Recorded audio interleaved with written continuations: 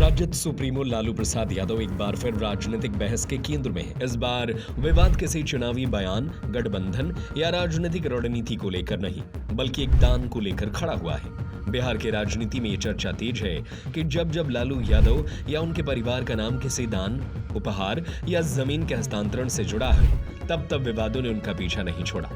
अब लालू यादव के 79वें जन्मदिन पर उनके पत्नी और पूर्व मुख्यमंत्री राबड़ी देवी द्वारा भोजपुरी गायक छोटू छलिया को कथित तौर पर हीरे जड़ित कंगन भेंट किए जाने के बाद नया राजनीतिक विवाद खड़ा हो गया है। दरअसल लालू प्रसाद यादव के जन्मदिन के अवसर पर आयोजित सांस्कृतिक कार्यक्रम में भोजपुरी गायक छोटू छलिया ने अपनी प्रस्तुति दी थी। कार्यक्रम के दौरान उनके गायन से प्रभावित होकर राबड़ी देवी ने उन्हें एक कंगन उपहार में दे दिया। बाद में ये दावा किया गया कि वह कंगन हीरे जड़ित है। बस फिर क्या था, विपक्ष को एक नया मुद्दा मिल गया और मामला राजनीतिक गलियारों में चर्चा का विषय बन गया। जनता दल यूनाइटेड ने इस पूरे मामले को लेकर कई सवाल खड़े किए हैं। पार्टी के मुख्य प्रवक्ता नीरज कुमार ने पूछा कि आखिर इतनी महंगी वस्तु किस आधार पर दी गई और उसका हिसाब किताब क्या है। उन्होंने कहा कि यदि वास्तव में वह कंगन हीरे का है तो उसकी खरीद से जुड़ा बिल और जीएसटी रसीद सार्वजनिक की जानी चाहिए।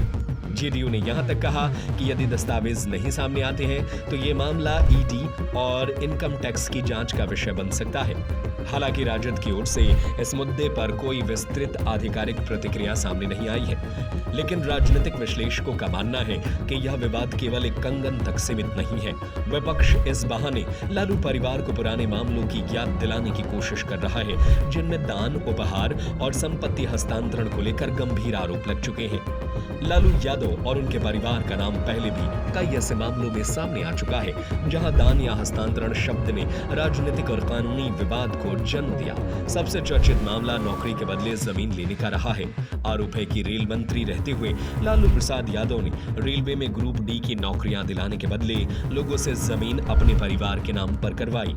जांच एजेंसियों का दावा है कि कई लोगों ने अपनी जमीन राबड़ी देवी और परिवार के अन्य सदस्यों के नाम हस्तांतरित की थी। यही मामला आज भी सीबीआई और ईडी के जांच के दायरे में है और लालू परिवार को अदालतों के चक्कर लगाने पड़ रहे हैं। इसके अलावा बेनामी संपत्ति का विवाद भी लंबे समय तक सुर्खियों में रहा है। आरोप लगाए गए कि कुछ जमीनें पहले अन्य लोगों के नाम खरीदी गई और बाद में उन्हें दान या हस्तांतरण के जरिए परिवार के नाम करवा लिया गया। विपक्ष लगातार दावा करता रहा है कि इन संपत्तियों का उपयोग बाद में बड़े निर्माण कार्य और राजनीतिक प्रभाव बढ़ाने के लिए किया गया। विवादों की सूची यहीं खत्म नहीं होती।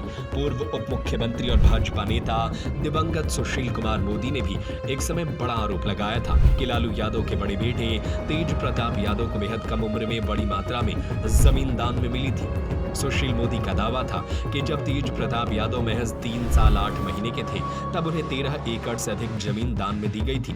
इस दावे को लेकर भी लंबे समय तक बिहार की राजनीति में बहस होती रही। यही वजह है कि राबड़ी देवी द्वारा दिया गया ये नया उपहार अब केवल एक सांस्कृतिक कार्यक्रम की घटना नहीं रह गया है। विपक्ष से लालू परिवार के पुराने विवाद से जोड़कर देख रहा है और सवाल उठा रहा है कि आखिर महंगे उपहार का स्रोत क्या है और उनका लेखा जोखा सार्वजनिक क्यों नहीं किया जाता। फिलहाल हीरे के कंगन का ये विवाद बिहार की राजनीति में नया मुद्दा बन चुका है। एक और जेडीयू और भाजपा इस मामले को लेकर लालू परिवार को घेरने में जुटा है। वहीं राजद समर्थक इसे जन्मदिन समारोह के दौरान दिया गया सामान्य सम्मान बता रहे हैं, लेकिन इतना तय है कि बिहार के राजनीति में दान शब्द और लालू परिवार का रिश्ता एक बार फिर चर्चा के केंद्र में आ गया है। आने वाले दिनों में ये विवाद कितना आगे बढ़ता है, इस पर सभी की नजर बनी हुई है।